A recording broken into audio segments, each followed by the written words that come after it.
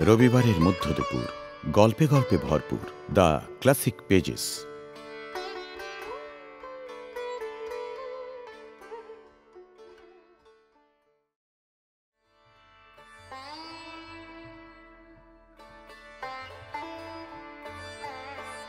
আজকের গল্প জগদীশ গুপ্তর এইবার লোকে ঠিক বলে। 1886 সালে জগদীশ গুপ্তর জন্ম।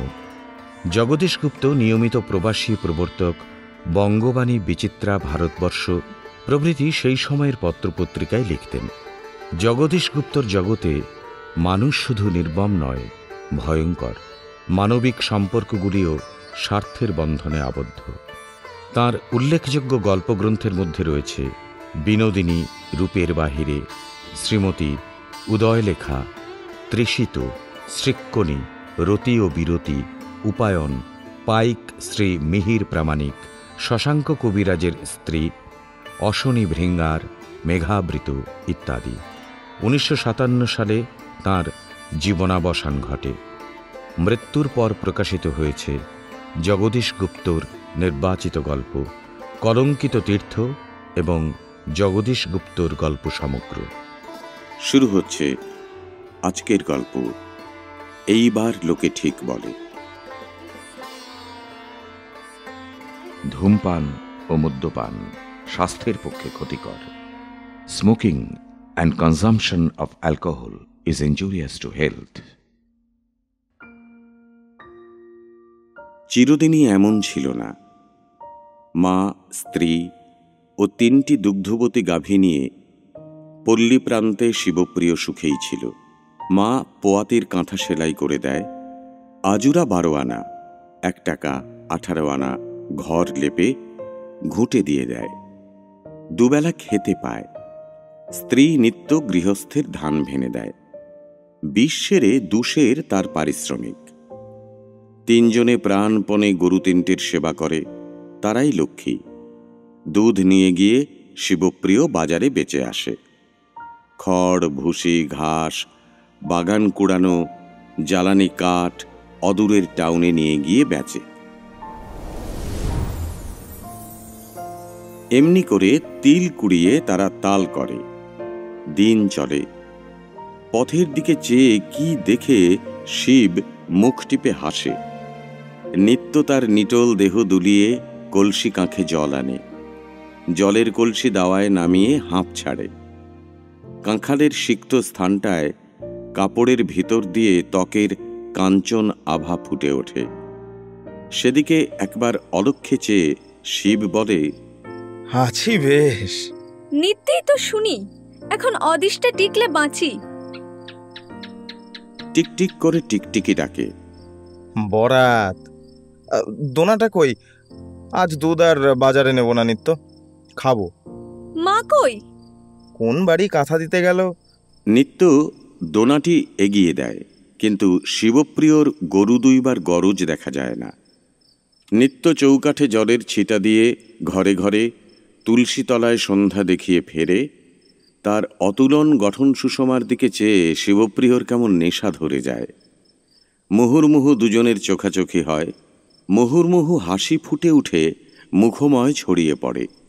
নিত্য তাগিদ দেয়, নাও ওঠো, সন্ধ্যা যে বয়ে গেল। গরু দুইতে হবে না নাকি আজ? সে হবে খন। বলে শিব নির্জীবের মতো বসে থাকে। বলে, আছি বেশ। নিত্য হাতের প্রদীপটি তুলে ধরে উঠানের মাঝখানে দাঁড়িয়ে পড়ে। হেসে বলে, কে নেই শুনি? অটল নাপিত নেই, জগাই ঘোষ নেই, সুদাম পাল নেই, আর বলবো তাদের বউ। প্রদীপটি হঠাৎ টেনে নিয়ে নিত্য চলে যায়। মনে মনেই ঠোঁট ফুলিয়ে বলে, বউ সুন্দর, সেই গরবেই দিনরাত 8 খানা। দিন চলে। হঠাৎ একদিন বম মহাদেব বলে 82 10 আনা ওজনের এক হাঁক ছেড়ে সশিষ্য এক সন্ন্যাসী সেনেদের পুকুর পাড়ে এসে লিচু গাছের নিচে আড্ডা জমিয়ে বসলেন। এক নিমেষেই যারা সাধুর পদপ্রান্তে ভিড়ে গেল, শিবপ্রিয় তাদের অন্যতম। সন্ন্যাসীর খড়মের বোল থেকে শুরু করে চূড়া করে বাঁধা ওই জটাদাম পর্যন্ত সবই অপার্থিব এবং তাদেরই কোথাও ঐহিক সিদ্ধি এবং পারত্রিক মোক্ষ বিতরণ করার জন্যই একত্র করে রাখা আছে। এই বিশ্বাস যে কেমন করে গ্রামের পুণ্য ও ত্রাণলুব্ধ ব্যক্তিগুলির জ্ঞান জগতে বদ্ধমূল হয়ে গেল, সবচেয়ে আশ্চর্য সেটাই। একটা অত্যন্ত কৃশ চুল ওঠা লোক কোঁচার খুঁটটি গায়ে জড়িয়ে সন্তর্পণে দূরে দাঁড়িয়েছিল। চারিদিকে চেয়ে সন্ন্যাসী ঠাকুর তাকেই মনোনীত করে আঙুলের ইশারায় কাছে ডেকে নিলেন। সে প্লীহার ওষুধের খোঁজে এসেছিল। ভয়ে ভয়ে কাছে যেতেই সন্ন্যাসী তার মাথায় পিঠে হাত বুলিয়ে দিলেন। প্লীহার রোগী খুব আশান্বিত হয়ে খুব ভক্তি ভরে সন্ন্যাসীর পদধূলি নিয়ে উঠে দাঁড়াতেই তার গায়ের কাপড় সরে গিয়ে পেট বের হয়ে পড়ল। তার প্লীহার স্থানটিতে চিতার কষ দিয়ে বিভৎস একখানা ক্ষত করা হয়েছে। সেদিকে চেয়ে সন্ন্যাসী হেসে বললেন, আমরা তোমাদের গাঁয়ের অতিথি, আমাদের খাওয়াও। এই কথা শুনে জনতা চঞ্চল হয়ে উঠল। ও বড় গরিব বাবা, কি সেবা হবে হুকুম করুন, আমরাই না হয়। বলে সকলে সসম্ভ্রমে হাত জোড় করে দাঁড়িয়ে রইল। সাধু তখন তার খাদ্যোপকরণের এমন দীর্ঘ এবং মহার্ঘ এক ফর্দ দিলেন যে তিনি জীবন্ত স্বর্ণমৃগের মাংস চেয়ে বসলেও দরিদ্র গ্রামবাসীরা এর বেশি বিব্রত হয়ে পড়ত না। ফর্দের এপিঠে দাঁড়িয়ে জনতা দেখল সন্ন্যাসী তার জটা জাল সহ যেন আরও রহস্যময় হয়ে উঠেছেন। লোকগুলির নিঃশব্দ শুকনো মুখের দিকে চেয়ে একটু হেসে সন্ন্যাসী বললেন, আমি এমনই রোজ খাই। টাকা? আচ্ছা, টাকা আমিই দিচ্ছি। একজোড়া নতুন সরা আর কিছু ঘুঁটে আমায় এনে দাও তোমরা। নূতন সরা এবং ঘুঁটে এলো। সন্ন্যাসী কোথা থেকে দুটি শিশি বের করে একটির ছিপি খুলে সরার মধ্যে ঢাললেন খানিকটা কাঁচা পাড়া। তারপর বললেন, এটা সুলেমানি নিমক। বলে দ্বিতীয় শিশি থেকে খানিকটা সুলেমানি নিমক সেই পাড়ার মধ্যে ঢেলে দিতেই পাড়া জমে কঠিন হয়ে উঠল। সন্ন্যাসী বললেন, ঘুঁটে জ্বালো। ঘুঁটে জ্বালা হলো। সন্ন্যাসী দ্বিতীয় সরাটি দিয়ে প্রথম সরাটি আবৃত করে আগুনের উপর তুলে দিলেন। জনতা নিঃশ্বাস বন্ধ করে সেই অদ্ভুত প্রক্রিয়া দেখতে লাগল। মিনিট 15 পরে সরা সরিয়ে এনে আবরণ তুলে ফেলতেই দেখা গেল পাড়া এবং সুলেমানি নিমক আগুনের উত্তাপে মিশে খানিকটা সিঁদুর রঙের গুঁড়ো প্রস্তুত হয়েছে। সন্ন্যাসী বললেন, এ স্বর্ণচূর্ণ। শ্যাকরার দোকানে নিয়ে যাও, গলে জমে গেলে খাঁটি সোনা হবে। সত্যিই সোনা। 13 টাকা 5.5 আনায় সেই সোনা বিক্রি হল। সন্ন্যাসী শিষ্যদের নিয়ে প্রচুর ভোজন করলেন এবং তার সেবার পর সমাগত ভক্তগণ যা প্রসাদ পেল তাও প্রচুর। শিবপ্রিয়র চোখে সে রাত্রে ঘুম এলো না, আসবার কথাও নয়। অতন্দ্র চোখে আর উত্তপ্ত মস্তিষ্কে শিবপ্রিয় ভাবতে লাগল, কিসের বিনিময়ে সন্ন্যাসী এই সোনা প্রস্তুত করার প্রণালীটা শিখিয়ে দেয়। একখানা হাত, একখানা পা, একটি চক্ষু সন্ন্যাসীর কথায় শিবপ্রিয় কেটে উপড়িয়ে দিতে পারে যদি তাদের একটিকেই সেই বিদ্যাদানের দক্ষিণা বলে সে চায়।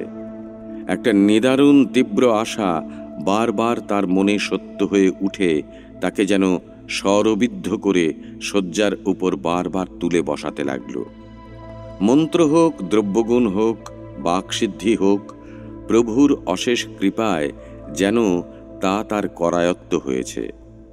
অট্টালিকা, বৈভব কত! নিত্য সোনার গয়নায় শালঙ্কারা হয়ে তার সামনে দাঁড়িয়ে প্রতিমার মতো হাসছে। নিত্য, নিত্য, কি? কিছু না। ওই ভোর হতে আর কত দেরি? জানি নে, দেখো। বলে নিত্য আবার ঘুমিয়ে পড়ল। শিবপ্রিয় বুক বাঁধল। যেমন করেই হোক প্রভুর কাছ থেকে এ বিদ্যা আহরণ করতেই হবে। তখনও ভালো করে রাত পোহায়নি। শিবপ্রিয় গিয়ে দুহাত দিয়ে সন্ন্যাসীর পা জড়িয়ে ধরল। সন্ন্যাসী প্রশ্ন করলেন, কি বাবা? শিবপ্রিয় সন্ন্যাসীর পা ছেড়ে উঠে বসে বলল, বাবা, আমি বড় অনাথ, তোমার কৃপার ভিখারি। কৃপার ভিখারি কে কার নয় বাবা। বেদান্তের সারমর্মই তো এই যে আত্মাই জগতের উপাদান, আত্মা ঈশ্বর। অতএব তুমিও ঈশ্বর, আমার প্রণম্য। আমিও তোমার কৃপার ভিখারি। সন্ন্যাসীর এই উচ্চাঙ্গের বৈদান্তিক বিনয়ে শিবপ্রিয় শশব্যস্ত দাঁতে জিভ কেটে যেমন কুণ্ঠিত তেমনি বিগলিত হয়ে গেল।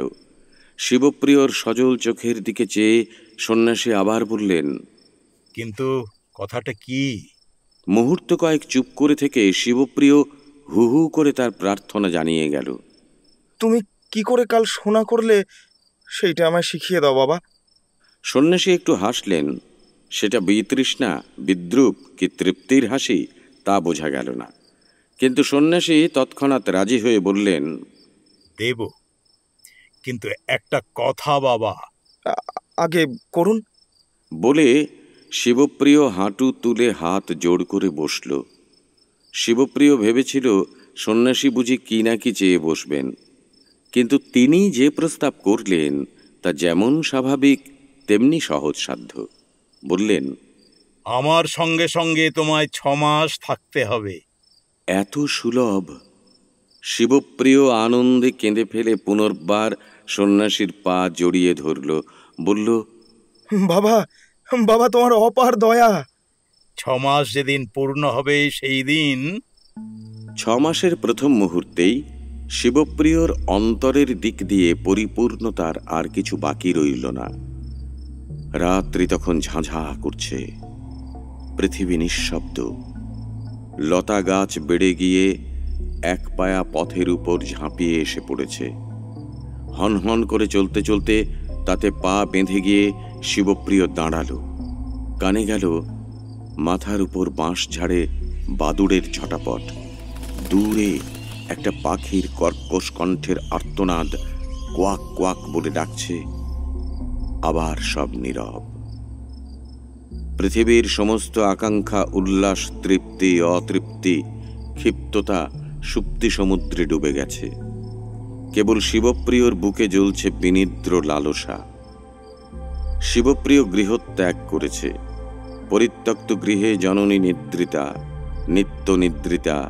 সামনে সোনার লোভ, নিত্যকালের সমস্ত মোহ ছাপিয়ে দুটি ব্যগ্র বাহুর ইঙ্গিতে তাকে নিরুদ্দেশের দিকে প্রাণপণে ডাকছে। তারই উগ্র উত্তাপে মায়া বুঝে বাষ্প হয়ে গেছে। তবু শিবপ্রিয় একবার চকিতে পিছন ফিরে চেয়েই চলতে শুরু করল। আজ পূর্ণিমা। 6 মাস পরে আরেক পূর্ণিমায় তার মনস্কামনা পূর্ণ হবে। সন্ন্যাসী প্রস্তুত হয়েই ছিলেন। শিবপ্রিয় আশ্রমে গিয়ে পৌঁছতেই যাত্রা শুরু করলেন। পথের আর শেষ নেই। শিবপ্রিয় জিজ্ঞাসা করে, আমরা কোথায় চলেছি বাবা? বাবা গম্ভীর কণ্ঠে গন্তব্যস্থলের নামাবলী উচ্চারণ করে যান। গোকর্ণ, রামেশ্বর, মধ্যার্জন, বদরিকা, কেদার, পুণ্ডরীকপুর, কালহস্তির। শিবপ্রিয় চুপ করে ভাবে, না জানি এরা কোথায়। চিরদিন পল্লীর সংকীর্ণ গণ্ডির ভিতর আবদ্ধ থেকে শিবপ্রিয়র অন্তর ছিল শিশুর মতো কৌতূহলী। কিন্তু বাইরের সমগ্র অখণ্ডতা উপলব্ধি করে মনের ভাণ্ডারে চির আনন্দের রসবিলাস সঞ্চয় করে নেবার শক্তিও তার ছিল না। ক্ষণেক বিস্মিত হয়ে, ক্ষণেক ম্রিয়মাণ হয়ে, ক্ষণেক অধীর হয়ে সে নীরবে সন্ন্যাসীর সঙ্গী হয়ে চলেছে। সে কি সেবা! শিবপ্রিয় সাধুর পা ধুইয়ে দেয়, ভাং বাটে, পা টিপে দেয়, শয্যা রচনা করে। সন্ন্যাসীর মুখ দিয়ে অকারণ এবং অবিরাম যে অশ্লীল শব্দগুলি নিঃসৃত হয় তা সে ভ্রুক্ষেপও করে না। কুকুর কুণ্ডলী হয়ে সে গাছের তলায় পড়ে থাকে আর দিন গোনে। রাবণের চিতা নাকি অনির্বাণ। কান ঢাকলেই তার আগুনের শোঁ শোঁ শব্দ কানের ভিতর বাজতে থাকে। তেমনি করে সবসময় জ্বলে সোনার পিপাসা শিবপ্রিয়র বুকে।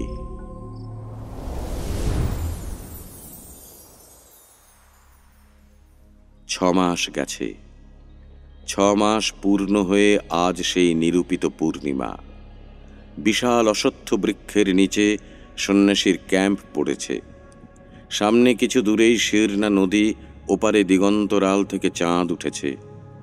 দৌর্বল্যের ভারে স্তিমিত চোখ দুটি একটু বড় করে শিবপ্রিয় নিবেদন করল, বাবা, আজ আজ 6 মাস পূর্ণ হলো।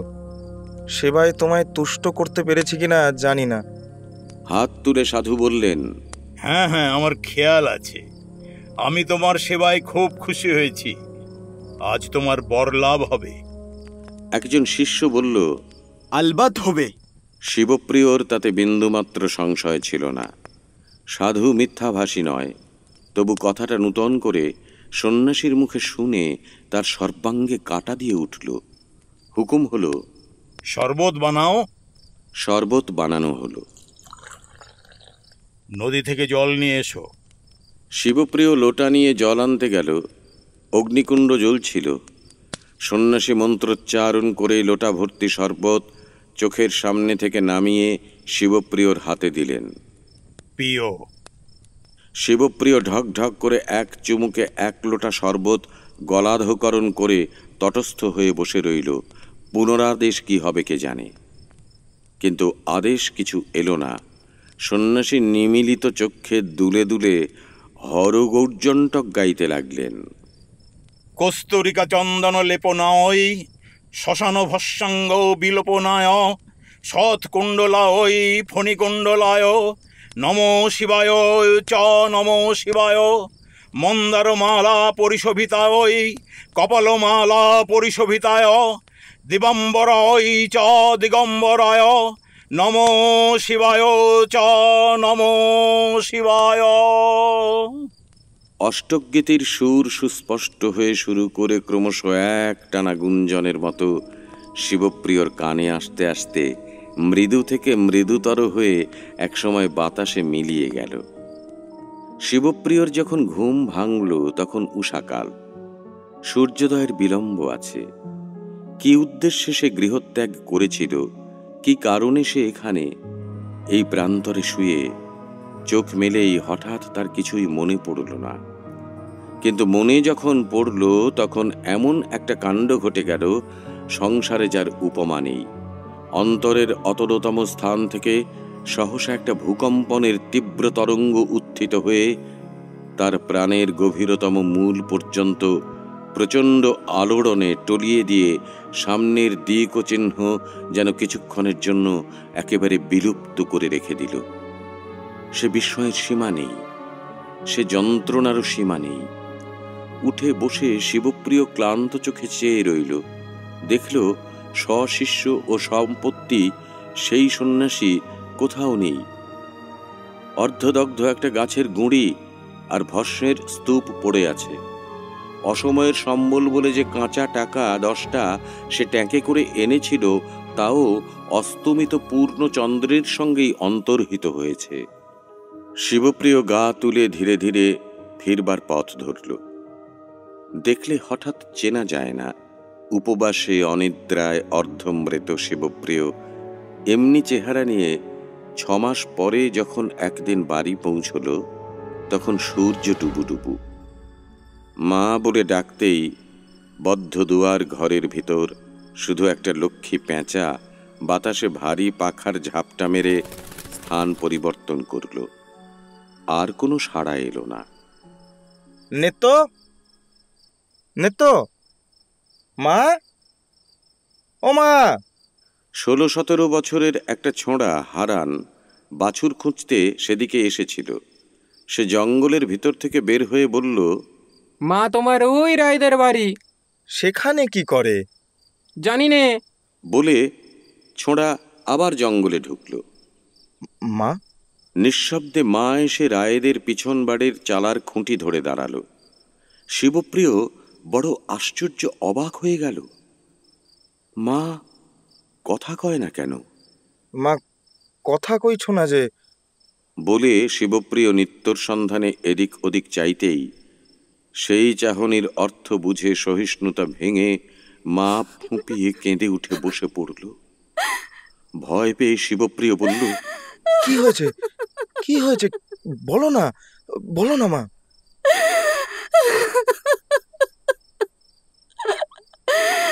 কোথায় ছিলি এতদিন? আমরা যে একেবারে ধনে প্রাণে গেছি রে, বৌমা নেই। বলে দক্ষ মাথা কুটতে লাগলো। কিন্তু নিত্য নেই এত বড় অতর্কিত আঘাত শিবপ্রিয় যেন এক নিমেষেই অসাড় পাষাণ হয়ে গেল। খুঁটিতে পিঠ দিয়ে সে ঠায় বসে রইল। না এলো চোখে তার এক ফোঁটা জল, না ফুটল মুখে একটি কথা। কি হয়েছিল আগে সব বলো, তারপর আমি জল দেব মুখে। বলে শিবপ্রিয় দীর্ঘ রুক্ষ কেশ দুহাতে মুঠোয় বেঁধে আবার স্তব্ধ হয়ে গেল। দক্ষ বলল, অন্য কষ্ট পাইনি বাবা কোনোদিন। বলে নত চোখে খানিক থেমে সে বলতে লাগলো, তুই যাবার 7 দিন পরে মাধবপাল একদিন হঠাৎ পিসি বলে ডাক দিয়ে উঠোনে এসে দাঁড়ালো। বলল, শিবপ্রিয় তো নিরুদ্দেশ, তোমাদের চলবে কি করে পিসি? বললাম, ভগবান চালিয়ে নেবেন। মাধব হেসে বললে, ভগবান নিজে হাতে চালিয়ে নিচ্ছেন এমন তো কখনো দেখিনি। তোমাদের কিছুর অভাব যদি কোনোদিন হয় তবে আমাকে জানিও, বুঝলে পিসি? আমাকে তোমাদের আপনার বলেই জেনো। বলে সে চলে গেল। মাত্র 3 দিন সে এসেছিল। একদিন খালি বৌমাকে হেসে ডেকেছিল বৌদি। যেচে এসে দরদ জানিয়ে যাবার কি দরকার তার পড়েছিল তা সেই জানে, আর তার ধর্ম জানেন। বৌমা তাকে মুখ দেখায়নি কোনোদিন, এ কথা আমি মা হয়ে তোকে বলছি বাবা। কিন্তু গায়ে রটে গেল বড় খারাপ কথা। কি কথা? সে কথা মুখে আনতে ভয় করে। মনে হয় সতীর সাপে মুখ খসে পড়বে।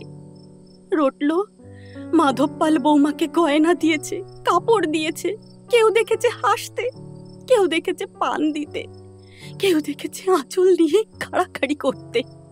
তারপর শুনে তার চোখের জল দিন রাত আর থামে না। ঘুরে ফিরে এসে কেবলই তোর কথাই বলে।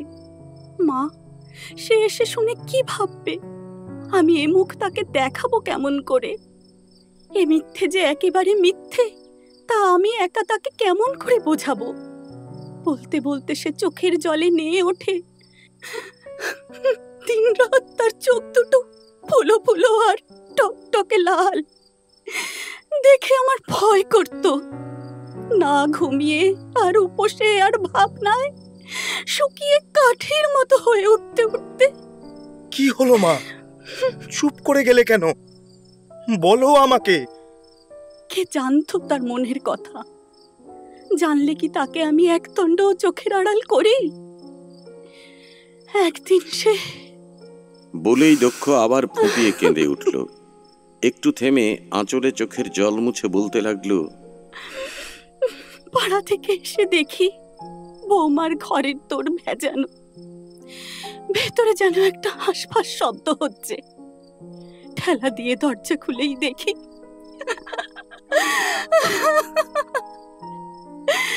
সামনে ঝুলছে। প্রাণটা তখনও সব বেরোয়নি। দড়ি কেটে নামিয়ে নিলাম, কিন্তু বলে দক্ষ মাথা কপাল কুটতে লাগলো। কিন্তু মিথ্যে কলঙ্ক নিয়ে এসে গেছে।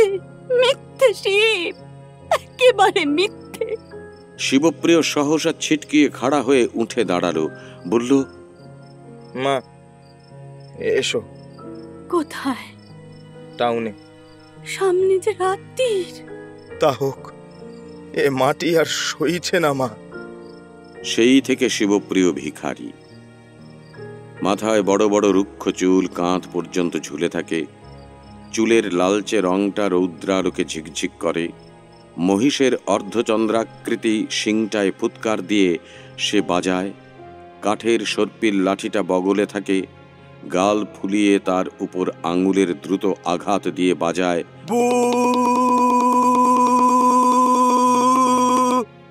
মুখে বলে, বাবাম বাম বাবাম বাবাম বাম বাবাম বাবাম বাম বাবাম বাবাম বাম বাবাম। ববম বম ববম বম। কাপড়ের রং লাল, গলায় রুদ্রাক্ষের মালা নাভি স্পর্শ করে, কপালে রঙের রেখায় দ্বিভক্ত করে সিন্দুরের ত্রিশূল আঁকা থাকে। ভিক্ষা মেঘে পথ চলতে চলতে সহসা সে থমকে দাঁড়িয়ে ঊর্ধ্বে দৃষ্টি তুলে চিৎকার করে ওঠে, চুন চুন সে হামারে মারি হ্যায়। লোকে বোঝে না, বলে পাগল। সে হামারে মারে হ্যায়।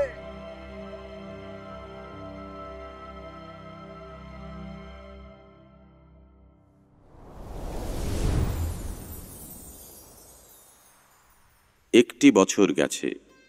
প্রত্যহ গভীর রাত্রে এসে নিত্য কেঁদে কেঁদে ক্ষমা চেয়ে যায়। শিবপ্রিয় শয্যায় পড়ে কান পেতে থাকে।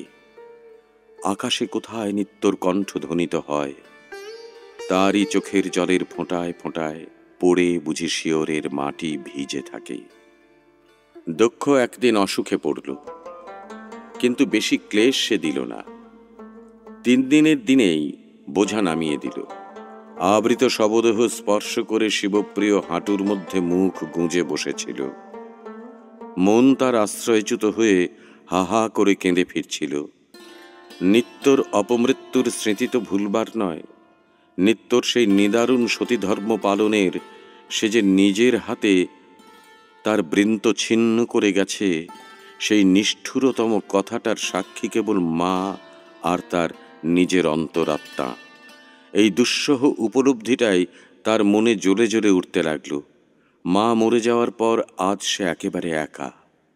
নিত্যর বিরুদ্ধে সমস্ত জগৎ।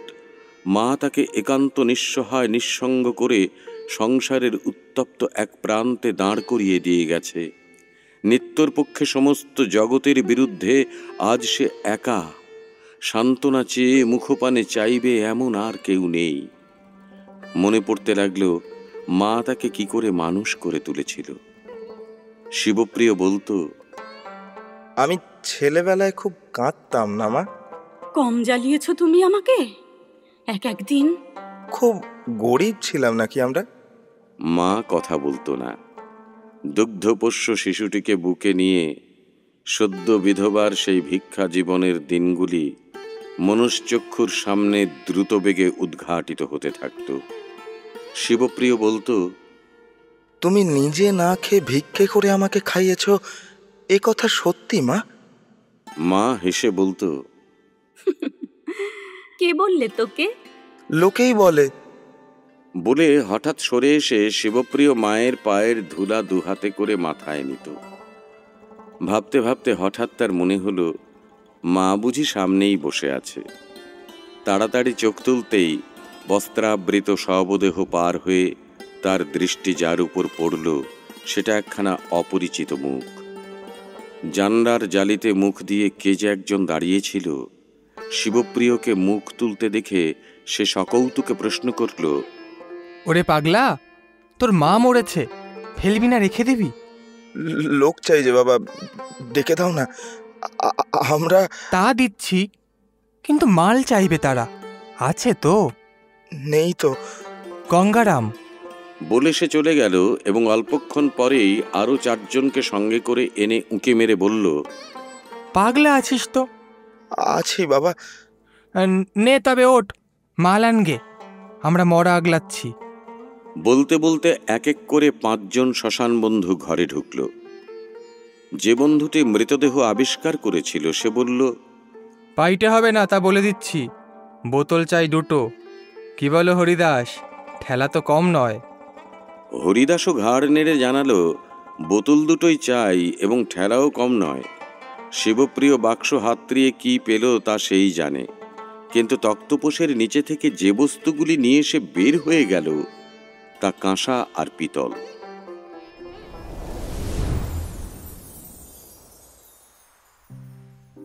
আজ শ্রাদ্ধের দিন। শিবপ্রিয়র কোনো জোগাড় নেই। সে এক মতলব ঠাউরেছে। দ্বীপ্রহর পর্যন্ত শুয়ে কাটিয়ে সে উঠল।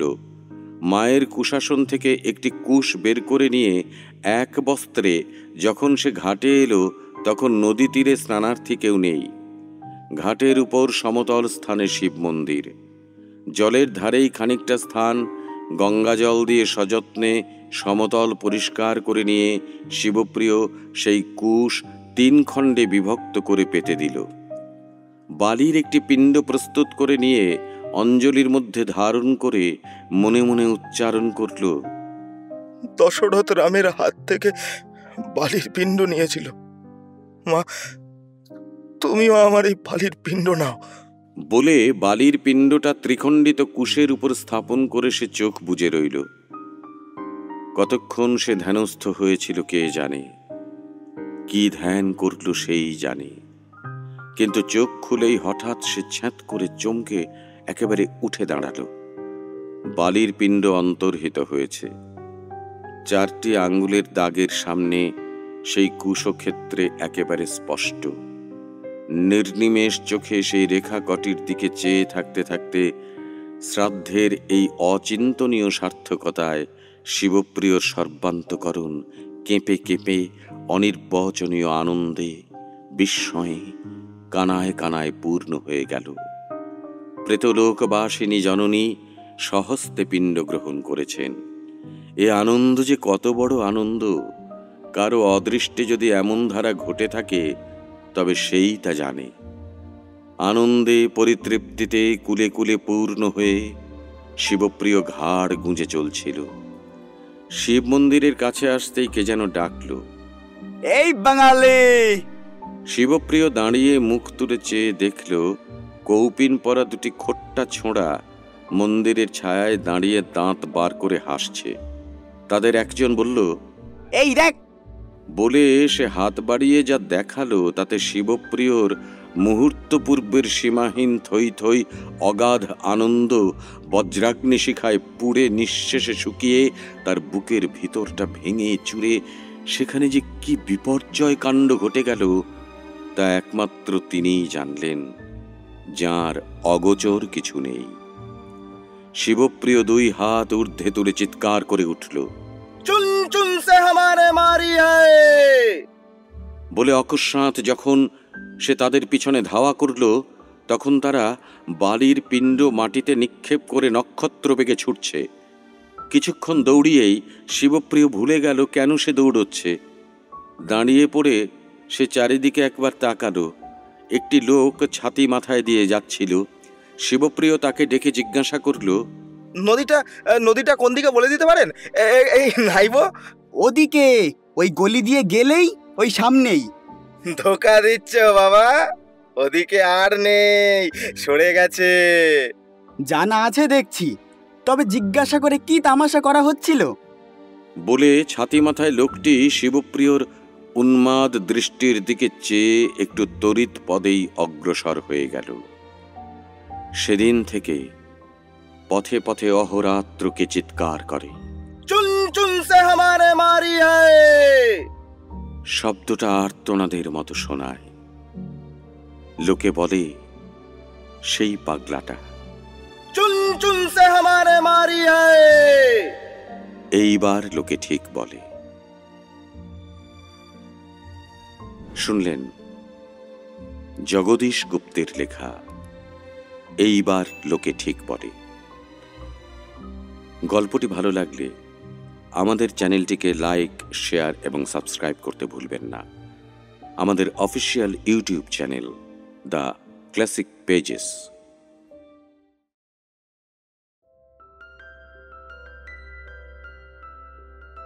স্বাধীনতা দিবস উপলক্ষে আগামী 14ই আগস্ট থেকে 17ই আগস্ট পর্যন্ত, অর্থাৎ এই 4 দিন পর পর আপনারা শুনতে পাবেন একটি উপন্যাস।